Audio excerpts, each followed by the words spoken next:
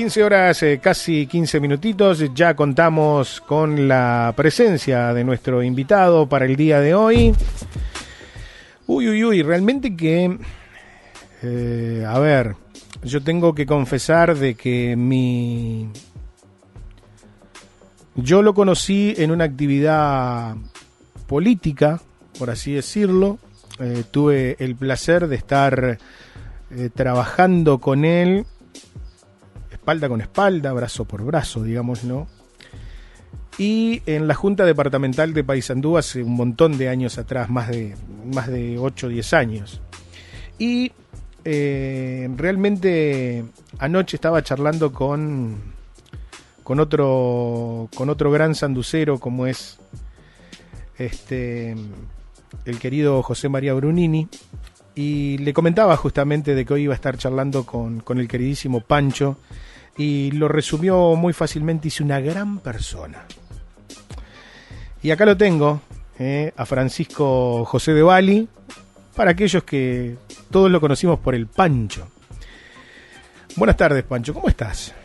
Bueno, Eduardo, muy buenas tardes. El saludo también para tu audiencia y gracias por la invitación. Y obviamente agrandado con los halagos que se recibe al principio, ¿no? No, a ver, básicamente en este camino que nos hemos trazado en este ciclo de este 2016, en este programa que se llama El Libro de Actas, la intención es justamente encontrarnos con los ciudadanos de a pie, los ciudadanos de todos los días, los que de alguna manera u otra van escribiendo la historia de nuestra querida heroica, de nuestro Paysandú. Y por ejemplo, cuando hablamos de radio, tu nombre aparece en varios de las personas que nosotros hoy tenemos como referentes, como personas que marcaron un camino. Tu nombre aparece también por los que nosotros consideramos los grandes. Los grandes a vos te consideran como un referente. Entonces creo que eso también es importante. ¿Recordás cómo ingresás a la radiofonía? ¿Cómo nace todo aquello, Pancho? ¿Cómo no? Mirá, la historia arranca el 12 de mayo de 1958. Por entonces yo estaba estudiando, hacía preparatorios de abogacía, y después que me embarqué en ese estudio vi que no iba a poder continuar. Entonces traté de buscar otra salida y me presenté en la Radio 35 en aquella época para hablar con el señor Martín Ordoqui, propietario, que lo conocía porque cuando él vivía por el barrio de la Estación, yo me crié ahí, en el barrio de la Estación, a media cuadra de la Plaza Rivera.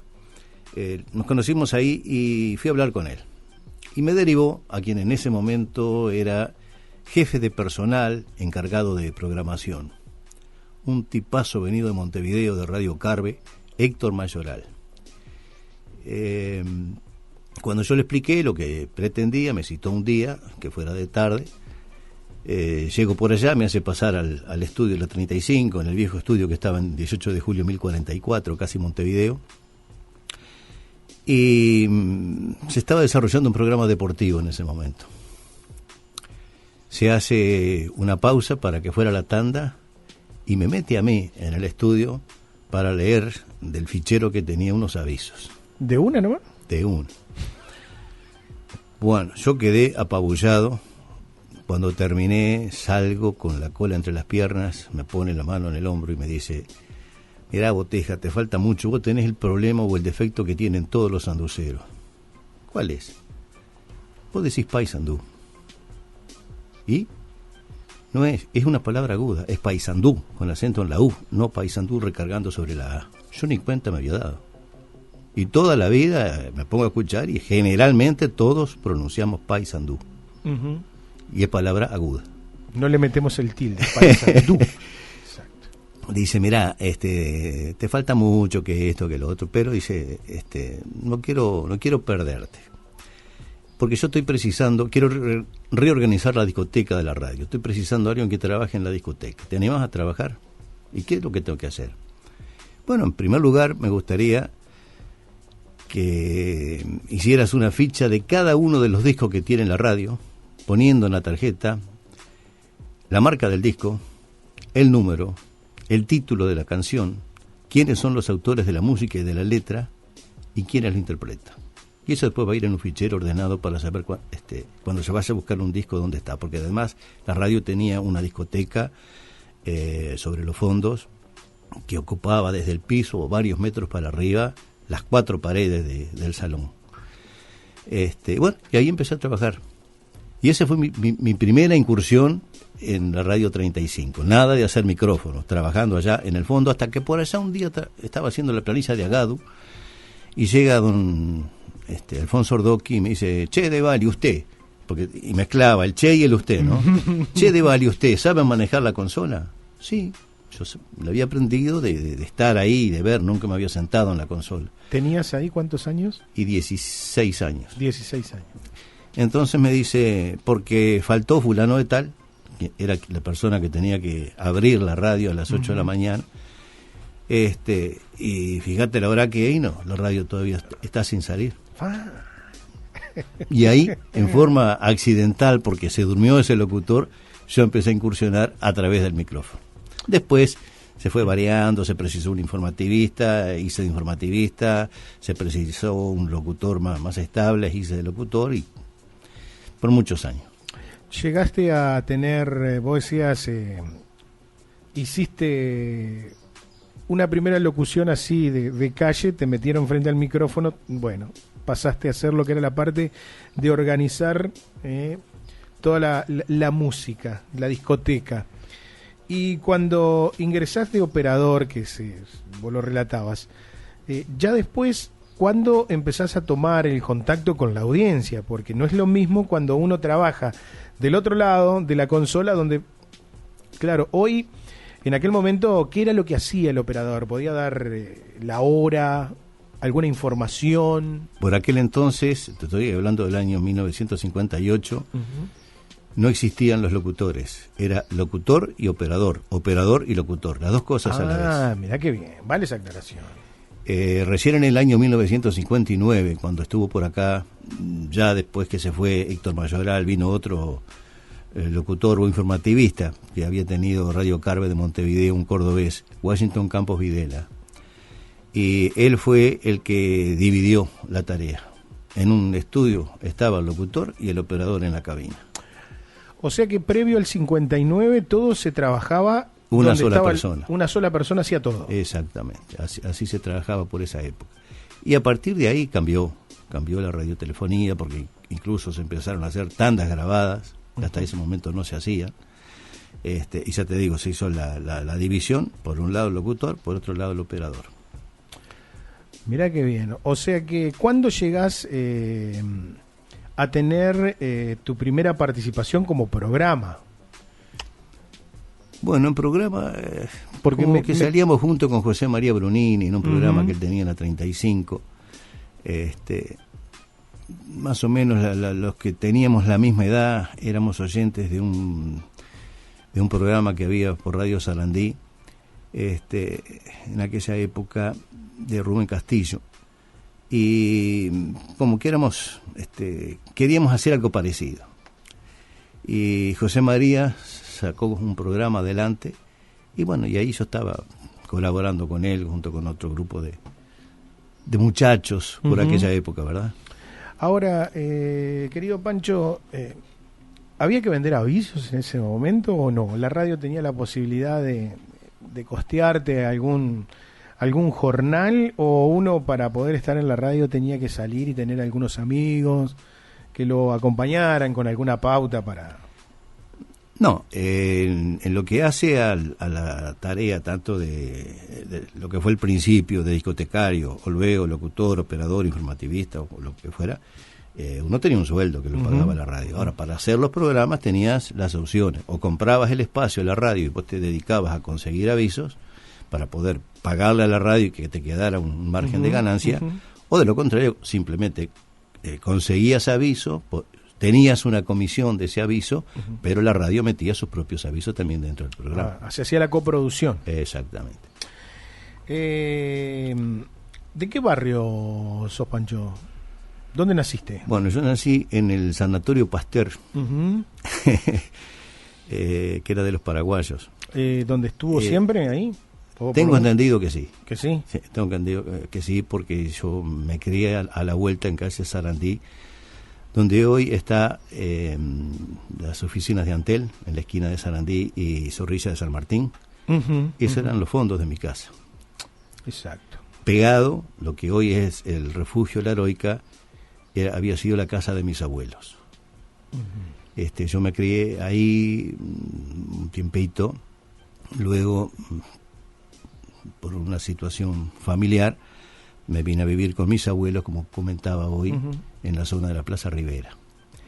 Y ahí estuve viviendo hasta que mi madre, recibida de maestra, comienza a trabajar, y su primer trabajo como maestra rural en una localidad que por entonces era conocido como las Carbonerías del Queguay. Las Carbonerías del Queguay. Claro, porque antes se hacía mucho carbón de leña, cosa que prácticamente ahora viene de Paraguay o de Argentina, acá no se hace más. En aquella época y en esa localidad, para ir ahí teníamos que ir en tren hasta Piedras Coloradas. Sí, me imaginé. En Piedras Coloradas, bajando de la estación, un carro nos llevaba 2 leguas hasta el local de la escuela, que eran 3 ranchos. Un rancho cuadrado era el salón, y 2 ranchos rectangulares, uno era dormitorio y un ambiente, y el otro era la cocina y otro ambiente. Ranchos de paja y terrón. Esas eran las escuelas rurales. Ahí es donde vivíamos, y así era la escuela. La escuela estaba ubicada en la loma de una colina, y mirando hacia el fondo, vos veías, se te perdía la vista en el horizonte y era el monte del Queguay. Nunca pudimos llegar ni conocer dónde estaba el río Queguay, pero el río se encargaba de venir hasta nosotros cada vez que crecía, y nos rodeaba la escuela, que nos impedía la salida.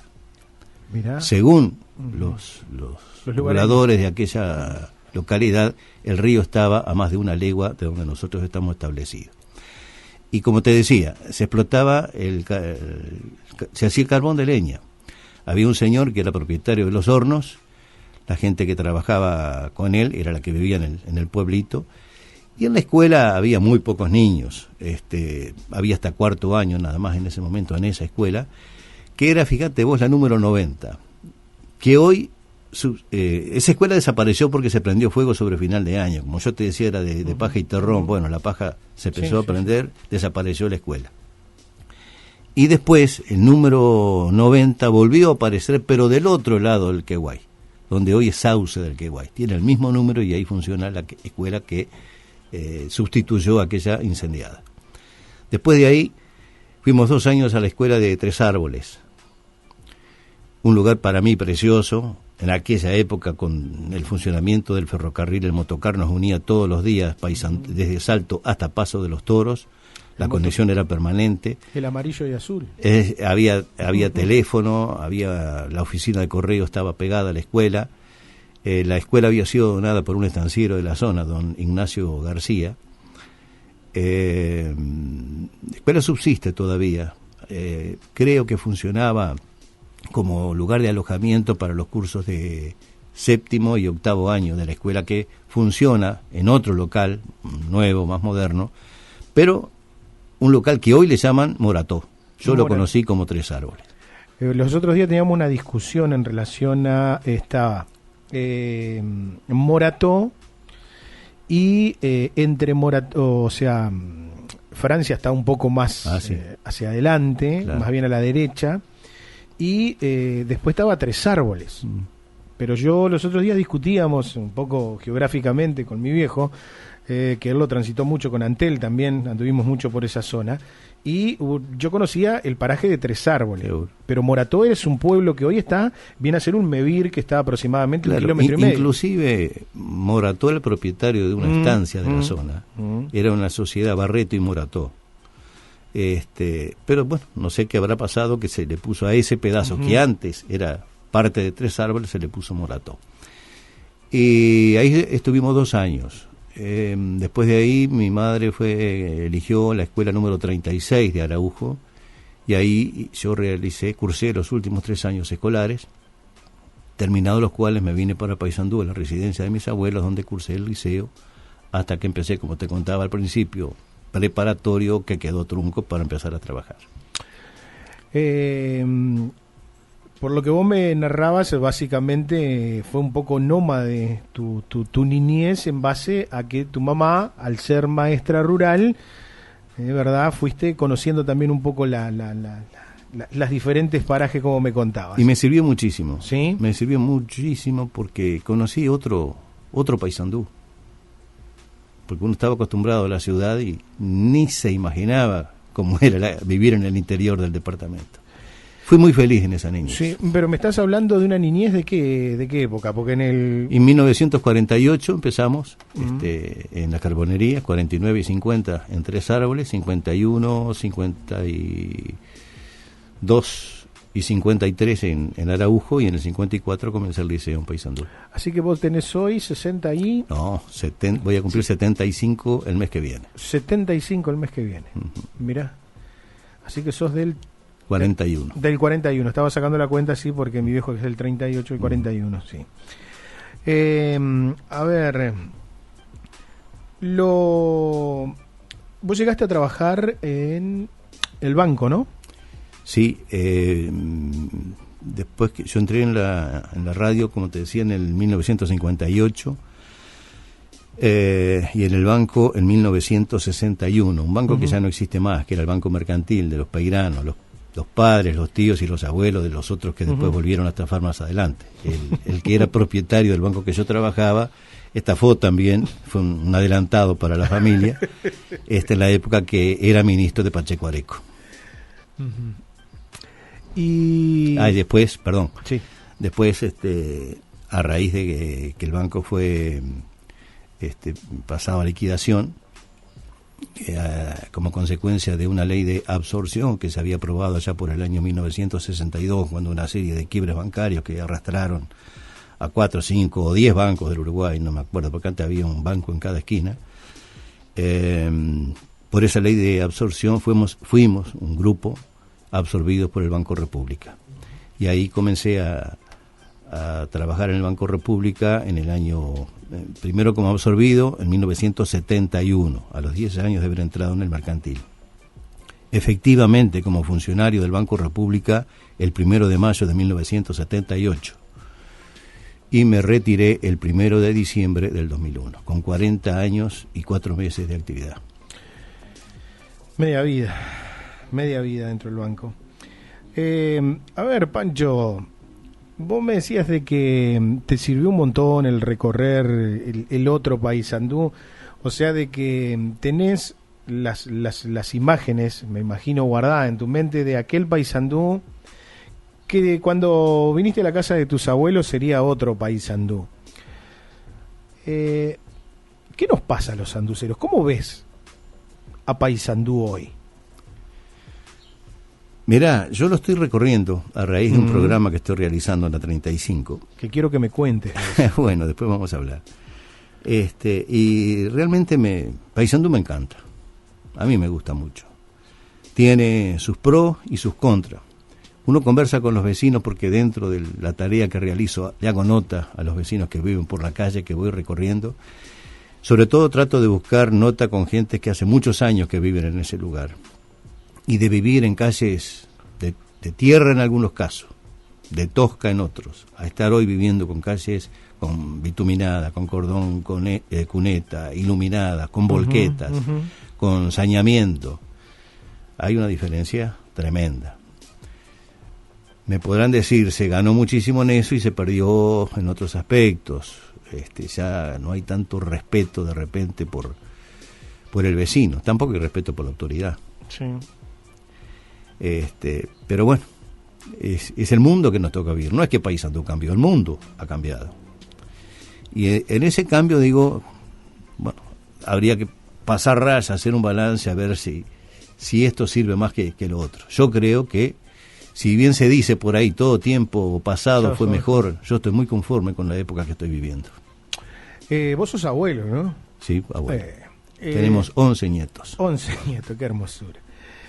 Ahora, Panchito, vos ves, y nada más lejos está muy lejos de la pregunta de querer estigmatizar a nadie, ¿no? Pero Hoy es muy común escuchar de que dicen los jóvenes de hoy no son igual a los jóvenes de antes. ¿Hay una diferencia en realidad de los jóvenes de hoy con los jóvenes de antes, o es el sistema, o es otro modelo de sistema al que nuestros jóvenes están bombardeados, que capaz mi juventud no fue la misma que la tuya? Mira, tanto antes como ahora había muchachada que se dedicaba a estudiar y a trabajar. Tanto antes como ahora había muchachos que eran delincuentes. Pero también antes y también ahora, personas grandes y mayores, delincuentes. Mucha de esa muchachada que ingresan por el mal camino, vamos a llamarle así, están apañadas por gente mayor. Entonces no se le puede echar la culpa a la juventud de estar como está. Uno ve infinidad de programas en esta recorrida que estamos realizando y vemos a cientos de jóvenes haciendo infinidad de cosas de todo tipo.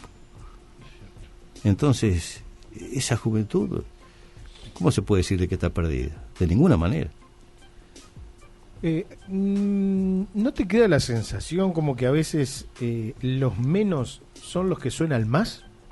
A mí me queda a veces por momentos Pero esa claro, sensación. y fíjate lo que pasa con el INAO. ¿A cuántos chiquilines atiende y muchachos atienden el INAO? Más de 50.000. Sí, que atiende desde que nace hasta los 18. Claro, más de 50.000 en todo el país. ¿Cuántos son los jóvenes delincuentes que de alguna manera se tiene que hacer cargo el INAO? ¿Cuántos podrán ser? ¿500? Y capaz, no sé si llegamos a ese número. Y te estoy hablando de 50.000 que atienden. Desde bebitos hasta muchachos. Mirá, yo en esta recorrida, cuando hice la calle Vicente Mongrel, me encontré con el local donde antiguamente funcionaba una escuela granja, allá en la zona sur, bien en la Lomada, entre Joaquín Suárez y Grito de Asensio.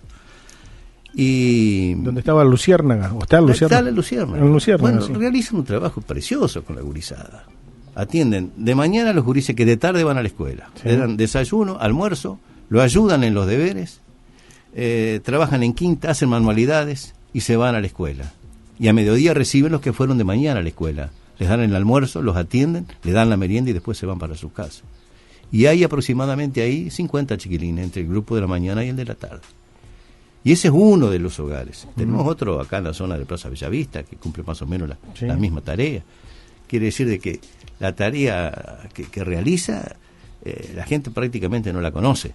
Sí sale el nombre del INAO cuando algún menor o se escapa o comete una infracción. Sí, pero son, fíjate que estamos hablando de 50.000 y ponerle que sean 500 es una ínfima minoría. Sí, últimamente yo no sé si los medios o aquellos que tenemos no sé si la obligación de informar, porque básicamente también creo que uno nunca es muy objetivo cuando informa. Uno puede elegir en el abanico de noticias qué le da más difusión o que no, pero me quedó resonando algo muy fuerte que vos decías. También antes existían los mayores delincuentes o que agarraban para un mal camino. Mirá, entre las calles que yo recorrí, hice Enrique Chaplin. Enrique Chaplin en el año 1900, como no existían organismos que se ocuparan de los jóvenes, habló con el jefe de policía y le pidió que le mandaran para la chacra que tenía en San Francisco jóvenes que habían delinquido, que él los quería acoger, para enseñarles a trabajar la tierra, a ordeñar, a hacer apicultura. Y encaminó, pasaron por ese establecimiento más de 800 muchachos que habían delinquido. Algunos habrán seguido torcidos, no sé, pero de ahí salieron profesionales y gente que enderezó su vida.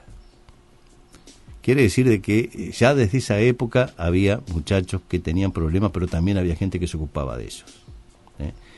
Y repito lo que te dije hoy, muchas de las cosas que le pasan a los gurises hoy, los culpables son los mayores. Y si no, fíjate los casos que se han detectado y descubierto de abuso de niñas y de jóvenes, ¿verdad? Sí, mayormente son los familiares mayores los que terminan, no sé si induciendo es el término, pero en muchos de los casos obligando ese caso que fue nombrado hace un tiempo, ¿no? Con donde hasta una de las familiares era sordomuda, pobrecita. Bueno, pero Pancho, en realidad, este proyecto que estás llevando adelante en CW35, ¿cómo nace esa idea de hurgar un poco? Vos decías por ahí Vicente Mongrel. Una vez dije, la radio está entre Industrias y Andresito, y busqué quién era Andresito. Ay, viste que hoy por hoy en internet alguna información hay, pero claro, de encontrarme con este indio que ni siquiera uruguayo era, o no era perteneciente a la banda oriental, sino que era alguien que de las Misiones, que se sumó al prócer nuestro y que era bravo Artigas, ¿no? Le permitió usar el nombre, ¿no? O sea, el apellido. Para que lo usara lo adopta como hijo. Bueno, mira, esta idea yo la tengo craneada, no te voy a decir exacto, pero debe ser 30 años que la tenía pensada. Mira. Incluso en su momento pensé realizarla en la 35. Después que me retiré allá por el año 1992, por causa que no vale la pena recordar, me guardé todo lo que tenía pensado. Y hace un tiempo atrás, el año pasado, Neibel Sarena me dice, che, Pancho, vos me dijiste una vez que tenías pensado hacer un programa, que es algo de deporte, porque a mí me vinculaban mucho con el deporte como consecuencia de la creación de la Panorámica Deportiva, donde yo estuve en el grupo, en el núcleo de me la tenés que contar a eso. Que la fundó, digamos.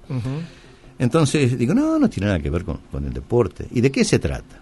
Bueno, mira, yo no te voy a decir de qué se trata, porque tengo un amigo, y lo voy a nombrar, Luisito Bell, el pibe, que decía, mira, cuando tengas una idea, no la cuentes.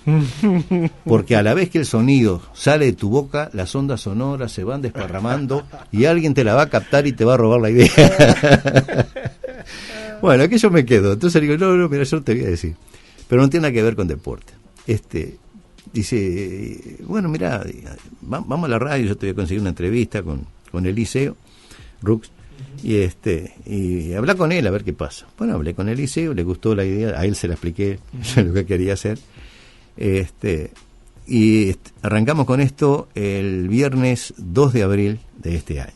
Es un programa que va todos los viernes a las 15 después de las 15:30, y consiste en recorrer una calle de Paysandú, cualquiera, explicarle a la gente por qué tiene el nombre con el cual conocemos esa calle,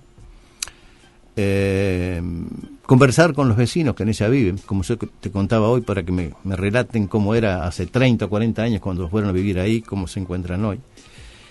Y entonces yo me había hecho un plan para hacer durante un ciclo que lo estoy terminando, lo termino a fin de este mes, y en ese ciclo recorrer las calles de Paysandú orientadas de sur a norte, y dentro de un sector comprendido por la Ruta 3 y Boulevard Artigas. Por el sur, la Avenida Parque, y por el norte, Avenida Las Américas. Las calles que corren de norte a sur, de sur a norte en ese sector son las que estoy recorriendo. Le agregué algunas que corren de oeste a este, que empiezan y terminan dentro de ese radio que estoy realizando. Exacto. ¿Y por qué te digo de sur a norte? Porque la numeración de las calles de Paysandú, por decreto de hace muchísimos años, empiezan en el sur y van aumentando hacia el norte. ¿Y por qué te digo de oeste a este? Por el mismo sentido. Comienzan a numerarse en la zona del río y van aumentando hacia el este. Por eso yo las clasifico de esa manera, de sur a norte y de oeste a este. Y es la recorrida que hay. Y en esa recorrida, bueno, la primera calle que hice fue Francisco Rodríguez Noya, alguien que fue contemporáneo mío. Yo no tuve conocimiento de él, pero así, al pasar, digamos que fue un hacendado y político del Partido Nacional, llegó a ser intendente provisoriamente para sustituirlo en Larrañaga, fue factor fundamental para el triunfo de Larrañaga como intendente de Paysandú. Después hice Enrique Chaplin,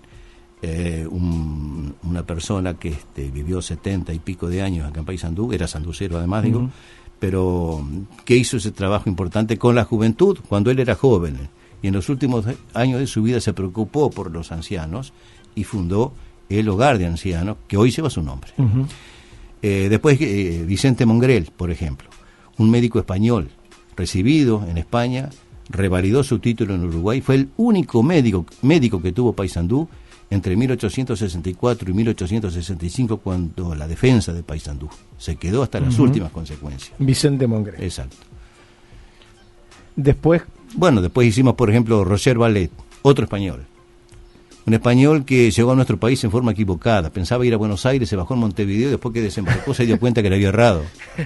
Entonces empezó a hacer algunos trabajitos para subsistir, y por allá un día, llorando en una plaza, le cuenta sus cuitas a otro hombre que estaba sentado en el banco, y de la conversación surge que precisaba plata para tomar el barco e irse para Buenos Aires. El hombre echó mano al bolsillo, sacó de aquella época 3 pesos, se los dio. Con los 3 pesos pagó la pensión que estaba viviendo en Montevideo, pagó el pasaje, se fue para Buenos Aires, se encontró con un primo y empezó a trabajar. Y trabajó hasta que se independizó. Puso un bazar. Después se fue agrandando su negocio hasta el punto que tuvo 48 sucursales.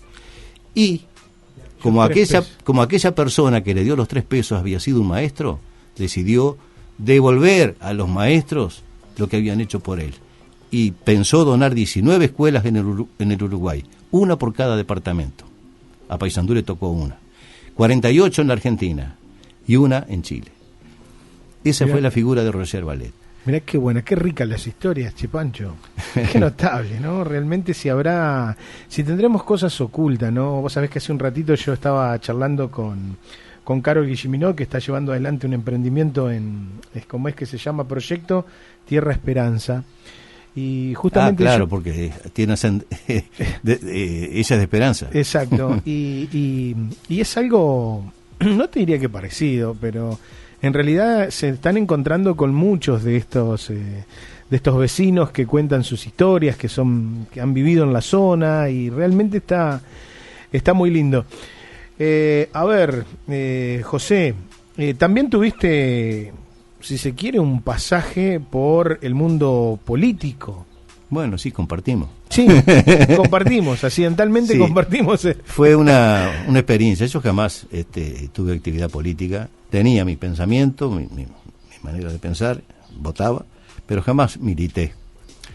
Y mi hijo, el único varón que tengo, el mayor de todos los hijos, que había militado desde muy joven, ya sobre los estertores de la dictadura acá en Paysandú como dirigente estudiantil, en la famosa ADES, ya te estoy hablando del año 1984, por ahí, 83, 84, fue el que me estuvo pinchando para que me metiera.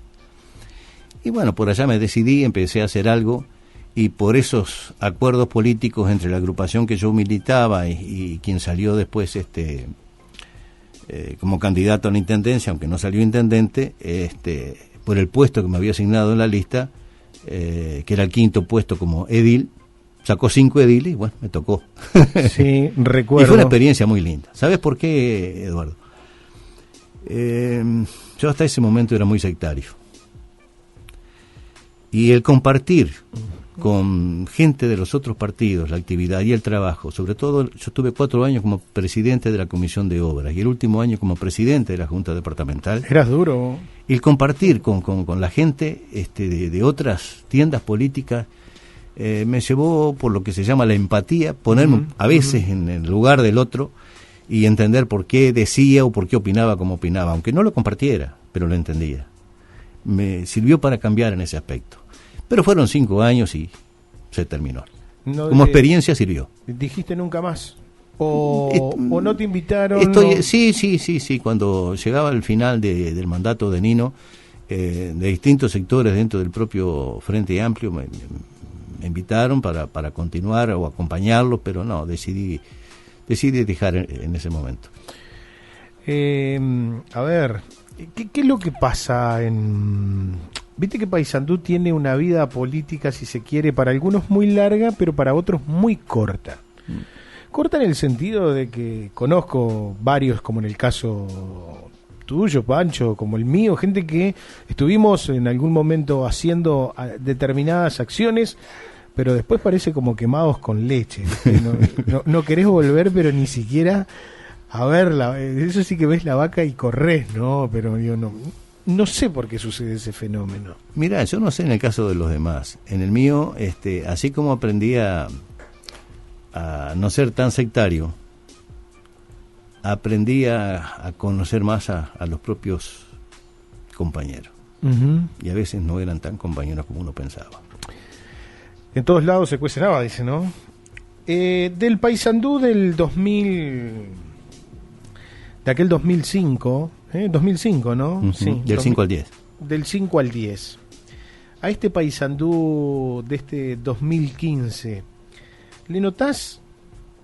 Porque, a ver, yo quiero entender, y a veces me cuesta entender algunas cosas, querido Pancho, en relación a que en lo personal conocimos una Paysandú que tenía una emergencia social, una emergencia habitacional en el 2005, donde se trabajó muchísimo por un rescate de un determinado sector social.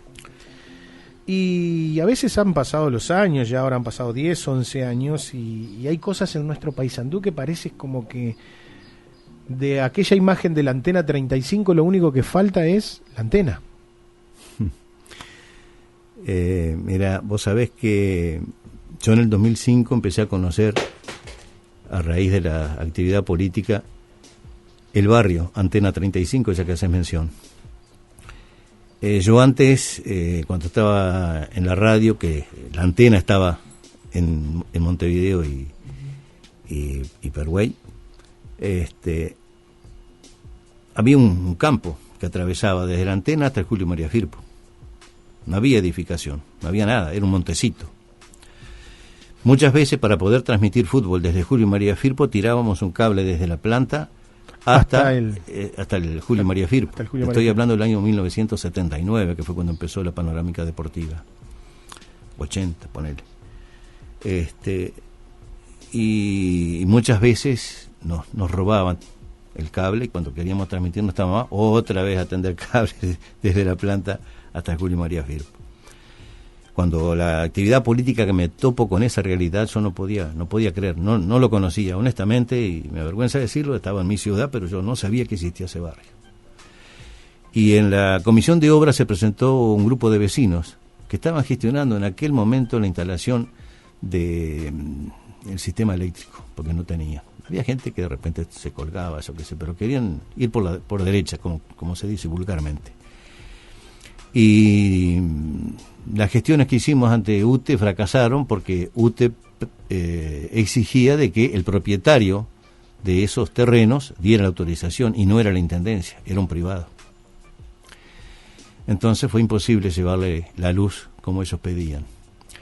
Pero comencé a realizar gestiones de mil maneras, hasta hoy casi te podría decir que me preocupa el tema, porque quería a ver si la intendencia podía hacerse cargo de ese terreno. Y mediante un convenio con los propietarios, se hizo un canje de deudas que los propietarios tenían, de contribución, de patente y demás. La intendencia quedó con eso, y pensé que a partir de ahí las cosas se iban a empezar a encaminar mejor.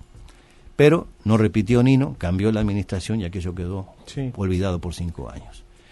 En el discurso inaugural, Guillermo dijo que lo iba a tener en cuenta. Bueno, estoy esperando que cumpla. Somos varios.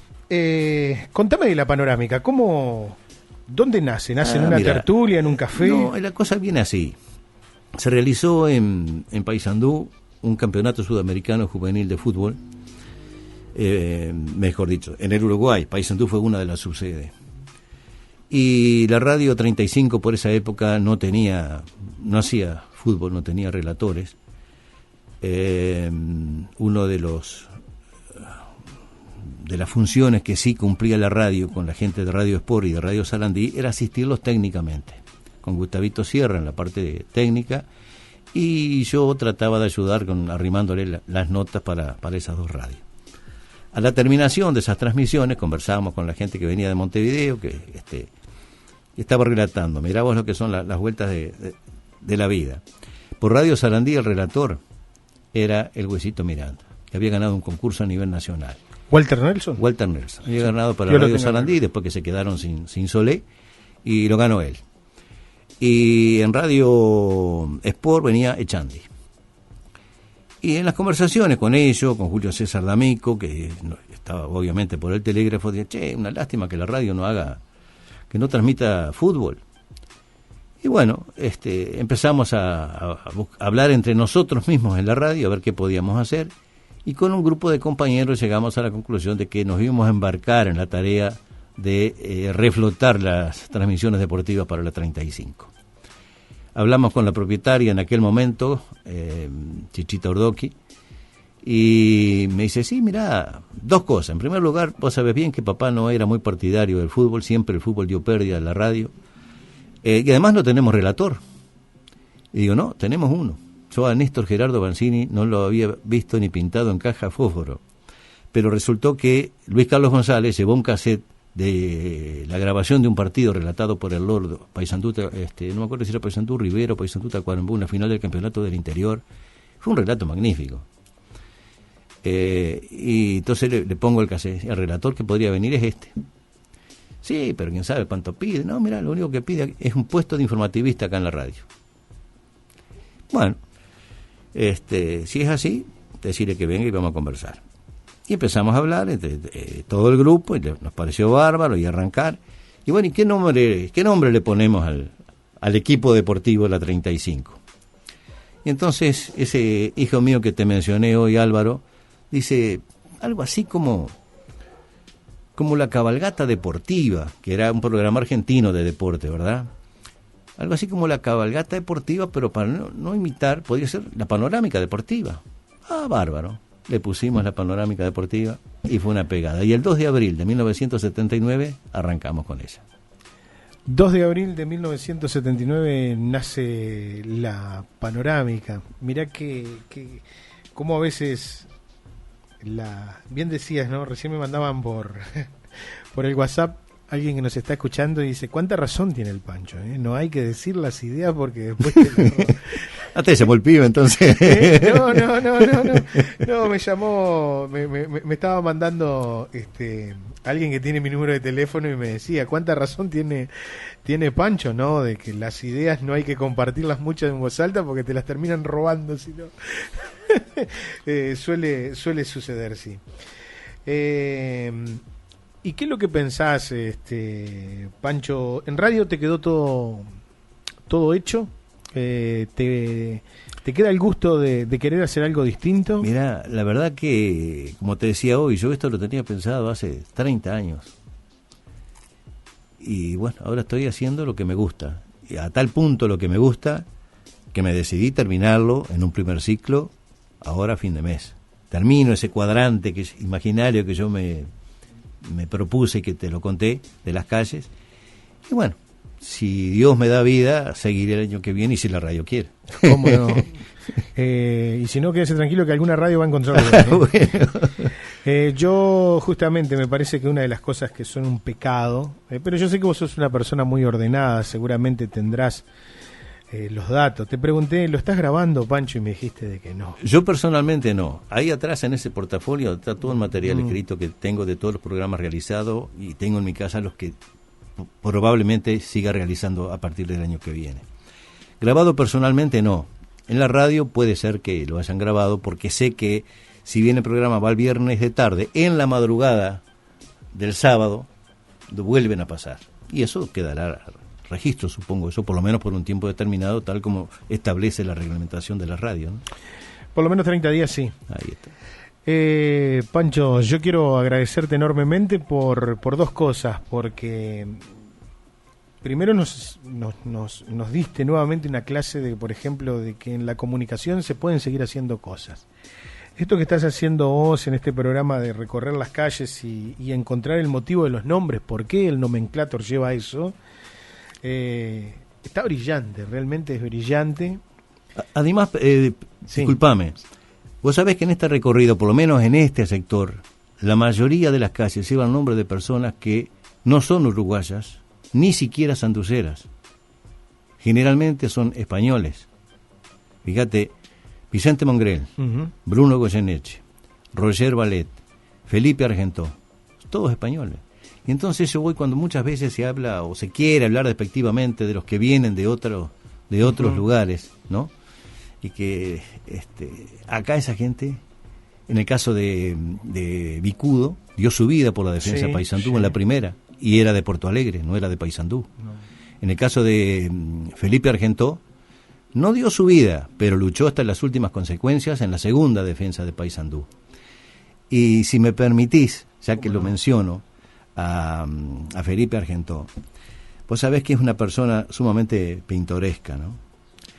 Este español era un comerciante establecido en Paysandú, tenía saladeros por la zona de San Francisco. Por las guerras políticas, por las guerras que la política desarrollaba en aquellos años de 1830 y pico, 1840 y pico, muchas veces le prendían fuego a los establecimientos de él, le robaban el ganado. Bueno, y resulta que cuando la caída de Paysandú, que lo toman prisionero, y que tuvo el gesto cuando va el oficial del ejército triunfador a pedirle que le entregue la espada, él en un arrebato la coloca en una horqueta, un árbol, la parte en dos y le dice: yo le entrego mi espada como las armas la entregan mis soldados, deshechas. Lo toman prisionero, lo mandan prisionero a Montevideo, por barco lo llevaron. Y dice que era una persona que tenía una gran habilidad, un carisma extraordinario, ¿no? Y se congració con los guardias. A tal punto se congració que él estaba en Montevideo preso, Montevideo rodeado, sitiado por Oribe, y conseguía que lo fueran a visitar, blancos como él, ¿no? Porque era blanco, era del Partido Nacional, integrante del directorio en aquellos años. Entonces, mediante algunos pesitos que tiraba, alguna cosa, conseguía que lo fueran a visitar. Hasta que llegó al colmo de conseguir en determinado día cuál era el santo y seña para salir de Montevideo, que estaba cerrado. Claro. Entonces fue un amigo a visitarlo, le llevó ropa de mujer, se vistió de mujer y salieron. Con el santo y Cuando llegan a la puerta le piden el santo y seña, y el santo y seña de ese día era: oficiales que van de baile. Y así le abrieron las puertas, salió y se juntó con Oribe, sus tropas, y después volvió para Paysandú. Para llegar a encontrarte con toda esa información, ¿cuántas horas estás buscando información, estudiando? Porque me imagino que esto te debe estar llevando de una cosa a la otra, un relato carga a otro y lo enriquece cada vez más, ¿no? Claro, digamos, lo que pasa es que yo lo tengo pensado hace 30 años. Lo que estoy haciendo son retoquecitos cada ¿Hace tanto. 30 años lo venís escribiendo esto? Claro, lo tengo prácticamente escrito todo, y lo que no tengo escrito lo tengo el material escrito para yo leerlo, ¿no? En ese sentido me ha servido, por ejemplo, las actas de la Junta Departamental en aquellas sesiones especiales los días 8 de junio, cuando se homenajea a alguna persona que se ha destacado en Paysandú. De ahí he sacado un material precioso, el acta entera. De los libros, del libro Estampa Sanducera del padre Baldomero Vidal, he sacado cosas preciosas, y así de otros libros de gente que ha escrito sobre Paysandú y sobre las figuras de Paysandú. Por ejemplo, otras figuras, no sé si tengo tiempo. Sí, cerrame. Bueno, una figura para mencionar así al paso, General Luna. ¿Vos conocés la calle General Luna? General Luna, bueno, la gente no sabe, no tiene ni idea quién fue el General Luna. Hoy se discute si habrá sido general, porque se lo conoció hasta el grado de coronel. Nunca se encontró un documento que especificara que era general, pero es conocido como General Luna, el Pardo Luna, José María Luna, el Pardo le decía. De esos guerrero montonero increíble, adepto a Rivera. Por Rivera daba la vida. Y Rivera y la señora de Rivera fueron los testigos cuando él se casó acá en Paysandú. Otro soldado de Rivera. ¿Te acordás que compartimos con el soldado Rivera? Sí. Y a tal punto, digo, el tema de que era coronel, que conversé con un vecino que tiene una casa que tiene más de 100 años en la calle General Luna. Y en la escritura dice que la casa está establecida en la calle Coronel Luna. Coronel Luna. Digo, casos de eso, digo, yo los encuentro, los tengo ya prácticamente confeccionado. Es cuestión de, llegado el momento, repasar un poquito a ver cómo está el tema. Pancho, creo que vamos a tener que encontrar a ese ciclo, mira, Acá me están tirando línea, dice, a ese ciclo lo va a hacer en Efusiva TV, mirá. Hay un productor acá que te quiere meter a hacerlo, ya le quiere tomar la imagen a Pancho. Sí, ahora para eso el precio va a ser otro. El año que viene el precio es otro, ya sube. El caché sube. Pancho, mil gracias realmente por... Ha sido un gusto, pasé un rato muy agradable. Bueno, gracias por regalarnos parte de nuestra historia, tu vida y por contarnos desde el corazón lo que viviste. Ha sido un gusto.